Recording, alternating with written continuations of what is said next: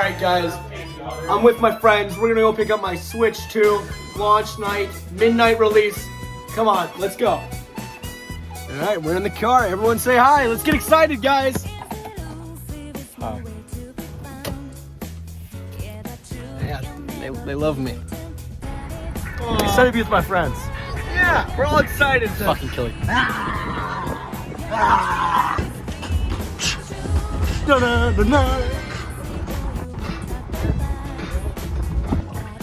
Pokemon cards just dropped. Pokemon, go to the polls.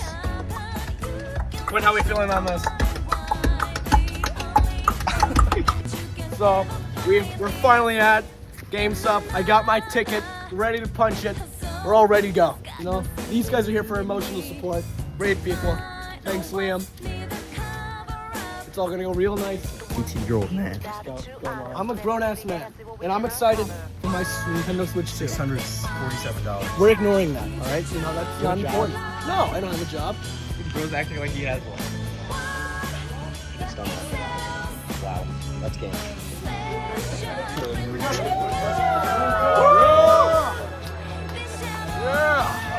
Yeah! He's 5'5", so. Who's buying CP tonight? All right, who's buying CP? It got sold out, by the way.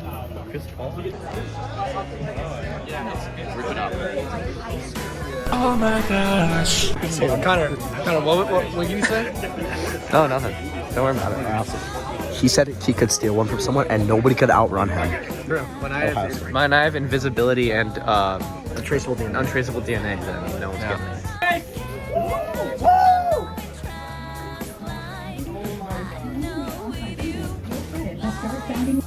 Cleveland, this is for you. You can have your Google and Mario Kart. Mario Kart. Free!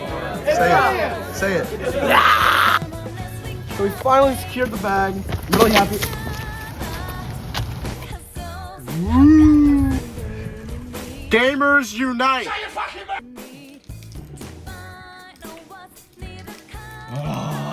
Oh my god. Fine. Oh shit, that's actually like a nice. If you hold it just by the controllers, will they like? No.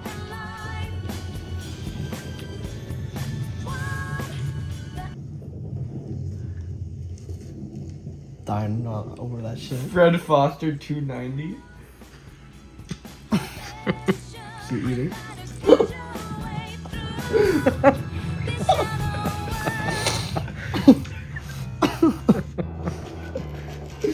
It's done. 23,000 followers. The Nintendo Switch 2 is finally here. Let's see how long it takes for me to get bored of Mario Kart and menus. Inside the package, we are greeted to the Switch 2 Joy-Con controllers and an iPad. Underneath, we have the rest of the junk. I'm not putting everything back in place for footage because I'm stupid. The new Switch is big as hell, but it's not that skinny either. Any skinnier, this shit would probably be bending, so it makes sense. The screen pops unusually well for an LCD display. I don't know what shit they put into the screen, but it looks way better than the LCD Steam Deck. The screen also isn't in a 16:10 ratio, so that's a bonus. All that shit did was put black bars on top of my gameplay. The new Joy-Cons don't feel like they were made for ants anymore, with the joysticks being slightly larger than the original old-ass Joy-Cons. It still doesn't compare to a Pro Controller stick or anything, but it's much closer, and I could actually see myself playing games with these. The new shoulder buttons are leagues better than the Switch ones. I can actually press these. They're made out of metal and cold to the touch, which is something you don't often see with buttons. For downsides, we are mourning the tragic loss of the IR sensor. Alright. For upsides, we have the chat button on the right Joy-Con, and I really don't see why you needed a whole ass button, but you know, what do I know? You can finally chat with your friends on Nintendo Switch online without your phone. The chat software honestly feels like a pretty good voice chat communication system. It's just, every other console just implemented Discord, so they can all talk to each other. But here we go again with Nintendo doing their own shit again. Just a little annoying. The new Joy-Con grip is almost an exact copy, being a little bit bigger and the sides being flattened out because that's how you get the stupid controllers in. Don't have much to say on software, considering they just kind of made it round. I mean, that's cool. It's much faster though. I don't have to wait a year to go into the eShop anymore, which is now red for some reason. What the fuck, Nintendo? Alright, games. This is a new console. Yeah, what'd I buy again? Well, for starters, I bought Mario Kart World. Wow, shocker. And a game I already own, Yakuza 0 Director's Cut. This is Yakuza 0, with a couple new cutscenes that conjured huge story beats, a pointless multiplayer mode, and very bad pop-in. Let's start with the multiplayer mode. This new mode is the definition of a cheap cash grab with no passion behind anything in it. It shows off all these characters you've always wanted to play as, and when you get into the game, they have the smallest moveset you've ever seen. I picked Kuze for my first character, and it just feels like a bunch of punches he had in the moveset mashed together to make a pseudo style for him. Which, yeah, that's what it is. You also have to unlock each character individually with cash you earn from the game, and you can only start with one? Why? One of my least favorite parts of any Yakuza game is the big group fights because you just get pelted by enemies over and over. I'm happy to report that this mode is just that, nothing else. It is 10 rounds of just constant fighting in reused fighting arenas from the game. Not a single new place of content is here. You get a boss fight at the end, even if it's the same character you chose, and that's it. I like the idea of a multiplayer Yakuza mode, but this is the nightmare scenario of the idea. I'm honestly shocked RGG has stooped so low into making a cash grab mode to promote a port of a game they haven't even changed at all for $50. And it has graphical issues. It's from 2015! Up next are the cutscenes. The new cutscenes are so bad, people are saying online that since it's a director's cut, it's not canon. It is that bad. RGG is starting to be really okay with bringing back dead characters just for the sake of bringing them back. It's ruining the old stories each time they do it because it literally ruins character arcs forever. And the ones they brought back from the dead in this game? Like, who the hell wanted these people back alive? I'm not going to spoil it for people who haven't played Zero, but the revived character devs in Zero make a very substantial effect in the main characters' lives, which we see in the future. Do not change that! From now on, every death in the series is just going to be a Weenie Hut Jr. death, because we never know if they're going to bring them back in 5 years or something. I love this series, but this is such a nothing port, it's actually crazy. They put the bare minimum effort into this. With all the hype around them trying to make Ichiban the new face of the series, they port another popular Kiryu game right after they announced Ichiban was going to be a kart racer. Wouldn't it make much more sense to put Yakuza Like a Dragon on here? Turn-based RPGs are better for mobile play anyways. It's fucking whatever. I'm just pissed I wasted $50 on a nothing port. Mario Kart World, on the other hand, I do not have as many complaints. In the first few hours, has this game lived up to the hype? $80 hype? I don't know. But holy shit, this game looks beautiful! Seeing Luigi's stash in 4K was a moment my pants weren't ready for. The open world map is surprisingly fun just to drive around in. It's very lively and it feels like a real breathing world. But it wouldn't be as fun without that soundtrack, man. Holy shit! They remixed over 200 songs from the entire Mario franchise, from Mario Kart 8 to Super Mario Land 2 6 golden goddamn coins. There's so many genres explored through all 200, it's actually nuts. We have extreme jazz tracks like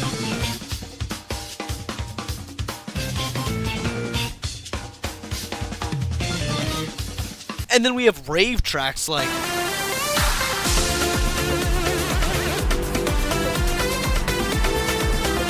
it feels like a celebration of all things Mario, really taking advantage of the franchise's 40-long-year run, showing off all the good music they've made over the years.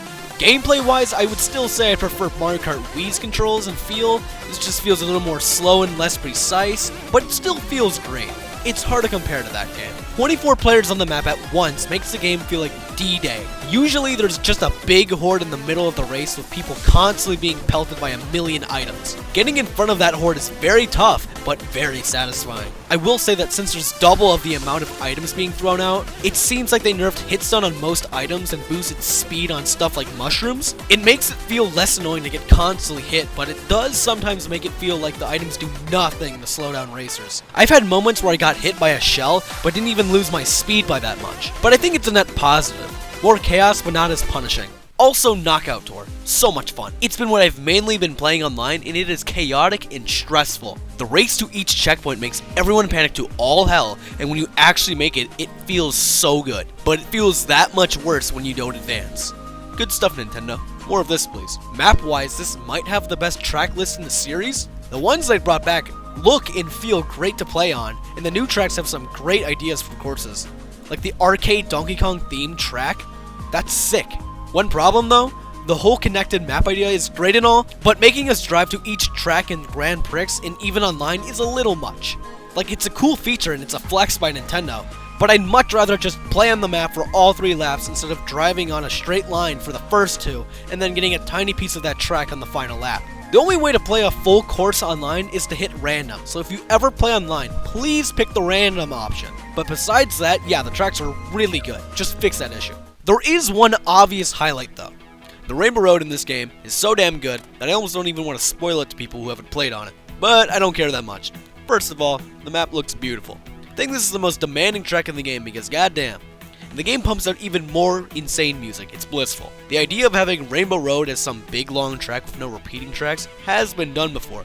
But that was only really done in Mario Kart 7's and Mario Kart 8's remake of 64's Rainbow Road. This one takes full advantage of that and makes it feel like a journey. I almost sound like a loser here, but I may have gotten a couple goosebumps from that final lap. Big gamer alert, yeah, but it was great. And that's Switch 2 so far. Thoughts? Yeah, it's pretty good. The hardware is exactly what it needed to be in 2025. If it gets bad ports from any other company, it's their fault for doing a shitty port job, not the lack of hardware. Nintendo was already optimization wizards in most instances, so this console might pump out some of the most beautiful looking games we've ever seen. I'm excited for the future of Switch 2.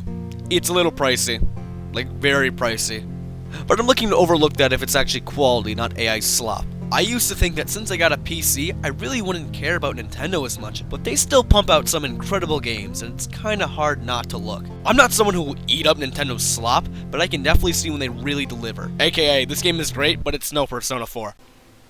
Why are your claws? Ow! Yeah, babe.